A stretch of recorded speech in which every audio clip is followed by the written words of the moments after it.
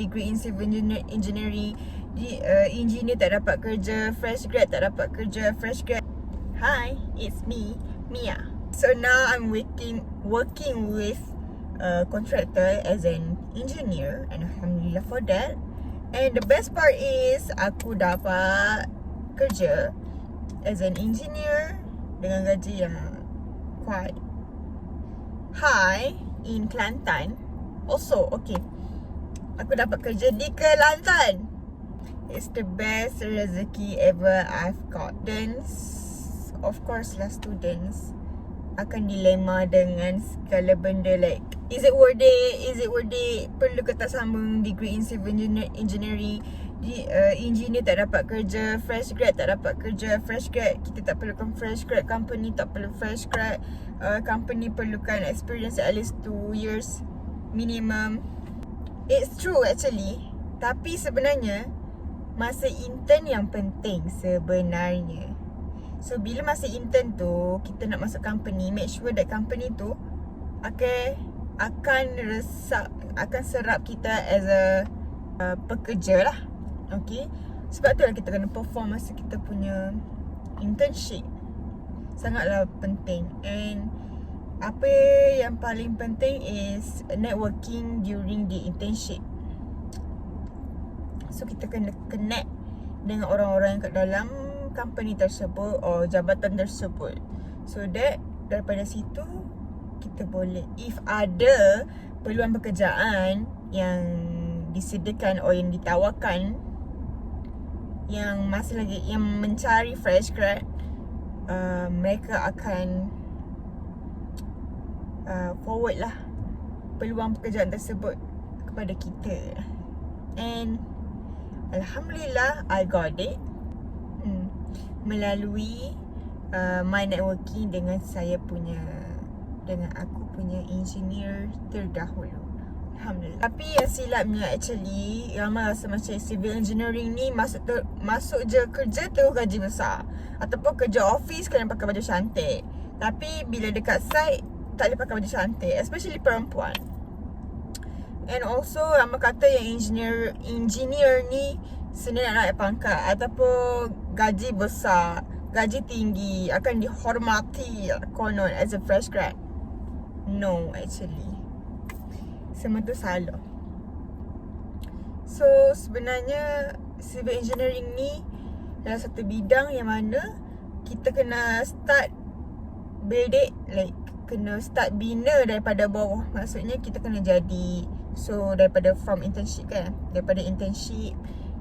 And dia kalau dapat peluang, dapat ada networking bagus ke apa, and kita akan diserap untuk jadi dia worker or dia engineer or site engineer, site supervisor, I don't know, but kita mengharapkan sebagai engineer lah kan. Okay, so untuk hadapi benda tu, kita kena ada mindset yang mana kita kena sanggup susah dulu, terlebih dahulu. Maksudnya kita belajar banyak-banyak, kumpul dulu info-info berkaitan dengan company tu. Contoh company tu buat jambatan, so kita kena study pasal jambatan. So nanti kalau ada internship ke apa, kita boleh jawab dengan paling bagus lah. Kalau company tu pasal drainage, kita masa interview tu kita boleh goreng lah, segoreng-gorengnya lah pasal drainage, ataupun pasal flood mitigation ke, geotechnical, mechanical, anything lah pasal engineering yang kita minat. Kita kena tahu apa yang kita nak sebenarnya masa belajar lagi. So bila kita tahu minat kita kan, okay, gini, maksudnya bila habis masa degree kita kena plan. Apa plan kita adalah kita kena make sure that FYP kita, final year project kita tu related dengan apa yang kita nak kerja. Contoh, masa FYP ambil berkaitan dengan drainage or flood mitigation, anything related with water lah water resources. Okay, and then masa internship kita pun carilah company yang berkaitan dengan water, yang buat projek pasal water, buat projek flood wall or drainage or jambatan or anything related with the minat tu lah Lepas daripada kita habis dah FYP, intern FYP, and then masa kita tengah buat FYP tu, final year, sebelum kita submit FYP, ada masa, bukan ada masa, kita kena curi masa. Kita kena curi masa untuk cari company di area rumah kita, ataupun company di negeri yang kita nak, ataupun company ikutlah dekat mana-mana yang kita rasa kita nak. Cari company yang related dengan course ataupun minat kita, bidang kita. Contoh minat drainage or water, cari company yang related dengan water and make sure company tu bagus lah. Kena tengok lah feedback ataupun banyak apa dekat dalam Google, tak sure. Tapi dia macam review daripada workers dia,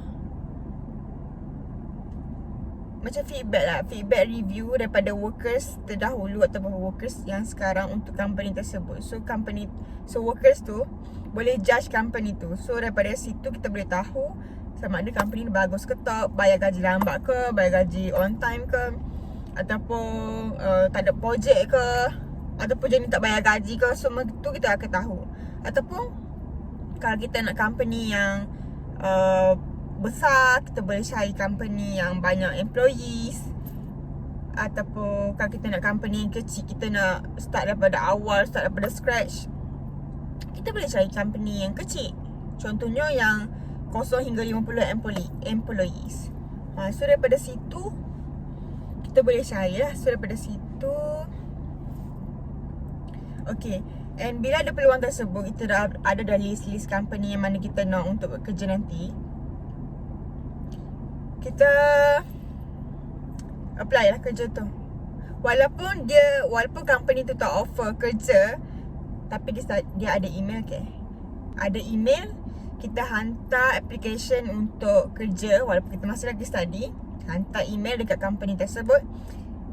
Janganlah hantar resume application tu satu company je. Hantarlah dekat banyak company, carilah banyak company, okay. And then make sure, please lah, jangan tangguh-tangguhkan untuk apply kerja. Sebab kalau boleh after habis je belajar, hari ni belajar, esok tu ataupun next week tu kerja. Jangan macam tangguh-tangguh untuk bekerja. Unless you memang malas nak buat kerja or nak berehat dulu for a few weeks, ikutlah. Tapi for me, aku nak hari ni habis belajar, esok aku terus kerja tu. Tapi ada tapi untuk kes aku, masa aku habis belajar tu, next week tu aku kena pergi Indonesia for presentation for 2 weeks. So and then aku cuti lagi seminggu. Maksudnya next month tu baru aku bekerja. And alhamdulillah for that, company tu okay untuk aku masuk lambat sedikit. Okay. Lagi next,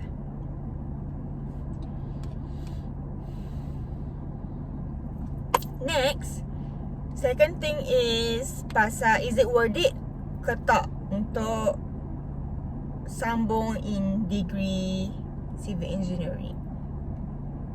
Sebenarnya awal kerjaya kita sebenarnya yang orang jarang bercerita is gaji permulaan, basic salary. Basic salary for fresh grad maybe quite rendah lah compared to senior engineer. Tapi biasanya bukan rendah, tapi dia just tak wow sangat lah. berbanding dengan senior engineer. Dia bukan rendah. Oh, also masa interview kita kena tahu expected salary. Maksudnya before interview tu kita dah tahu kita punya skill macam mana. Kena pandai bercakap semasa interview. Kalau boleh masa FYP tu banyakkan guna software. InsyaAllah lah masa interview kita akan boleh oyak yang kita guna software ni. Kita ada skill guna software ni. Jangan guna basic yang AutoCAD semua yang reti. Oh my god. Contoh Haycross, SWMM. What else? GIS. Semua tu penting tau.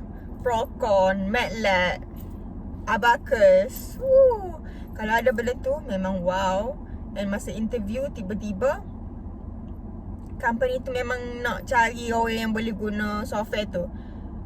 InsyaAllah lah. InsyaAllah dia akan hire kita. Tapi kena pandai bercakap lah.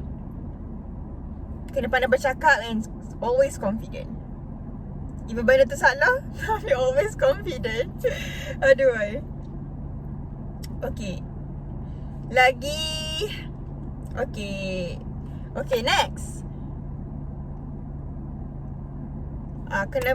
Bila aku oyak benda-benda yang aku oyak ni, you all kena tahulah engineer ni kerja dekat bawah panah. Kalau you all tak say tak mahu, tak nak kerja bawah panas, carilah consultant. Tapi kalau consultant ni biasanya dia nak orang yang fresh grad. Dia nak orang yang biasanya consultant ni dia nak orang yang sudah berpengalaman. Bukan macam site engineer atau contractor yang memerlukan site engineer. Baik tak macam? Okay. Tapi sebenarnya mostly lah engineer perempuan tak tahan panas. Hujan lah, panas lah, what we call it? Lumpur.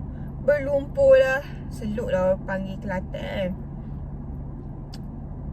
Dan paling tak boleh tahannya kena marah.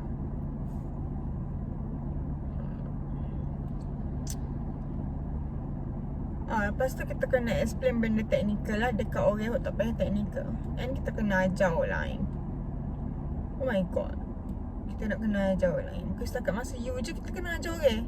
Tapi dekat tempat kerja kita kena ajar orang lain. Yelah sebab kita boss, so kita lah kena ajar orang lain. So daripada situlah kita boleh bina kita punya leadership, belajar decision making and also accountability and macam mana nak bertolak ansur dengan orang, bercakap dengan baik, bagus and everything lah. So based on 3 benda yang aku cakap tadi, fikir-fikirkanlah sama ada nak sambung degree in civil engineering ataupun tak sambung. Depends on you. Everything depends on you. Tapi kalau you dah belajar dah civil engineering, dah 2 tahun dah belajar civil engineering ataupun degree in civil engineering 2 tahun dah, you proceed je lah. Dah terlambat dah untuk quit. Tapi make sure CGPA kena tinggi lah. Ni nanti kalau interviewer tanya kita, CGPA you berapa? Dia ni cakap sikit je ke? Lepas tu macam mana you nak buat dia tu nak ambil kita? Macam nak yakinkan dia untuk ambil kita? Maksudnya kita macam tak bersungguh. Walaupun kita bersungguh belajar, tapi CGPA kita rendah, still orang tu akan anggap kita ni macam tak bersungguh belajar, you know. So sebab itulah kita kena CGPA kita tu agak tinggi. Kalau boleh 3 ke atas. Tapi kalau 4 tu lagi bagus lah. Tapi jarang sekali lah ya. Apapun rezeki di tangan Allah, kita banyakkan berdoa. Itu sahajalah. apapun, good luck to you all. I just want to say that civil engineering is not that hard. Okay, and sambunglah civil engineering kalau nak sambung atau berminat dengan civil engineering, because banyak je peluang dekat sana. Begitulah. Okay guys, good luck for you all. Thank you. Okay, here's the tips. Okay, a few tips for you guys. The simple tips. Okay, check. Make sure if you sambung degree sekarang, okay, make sure you ada dah tajuk for FYP, your FYP, which is final year project. And make sure benda tu related dengan apa yang kita minat. Okay. Contoh, kalau kita nak bekerja dengan company berkaitan dengan water, kita kena buat FYP berkaitan dengan water. InsyaAllah. Okay, sekejap. Yang tu untuk FYP. Second thing is internship. Internship company sangatlah penting. Yang mana daripada situlah kita akan dapat networking yang berkaitan dengan bidang kita minat. Contoh water, kita akan dapat networking berkaitan dengan water yang kita tahu, engineer yang pakar untuk water, hydrology, anything related. Lepas tu daripada situ kita kena networking lah, kena berkawan, sentiasa bertanya khabar or anything, buat benda yang dia kenal kita kena perform masa intern. Third thing is, masa tengah buat final year project, you kena curi masa. Okay, even tak ada masa, but you kena curi masa. Ikutlah bila pun. At least you ada list of companies that you nak apply for kerja after grad lah. Okay, at least lah 20 companies. Tu pun sikit sangat, but you kenalah cari company. And then masa dekat-dekat intern, masa nak submit final year project tu, apply lah kerja as an engineer dekat company tersebut, dekat company yang you dah apply, yang you dah listkan tu. And also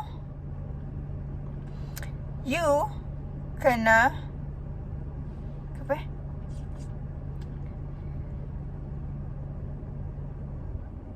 Oh no, aku tak ingat.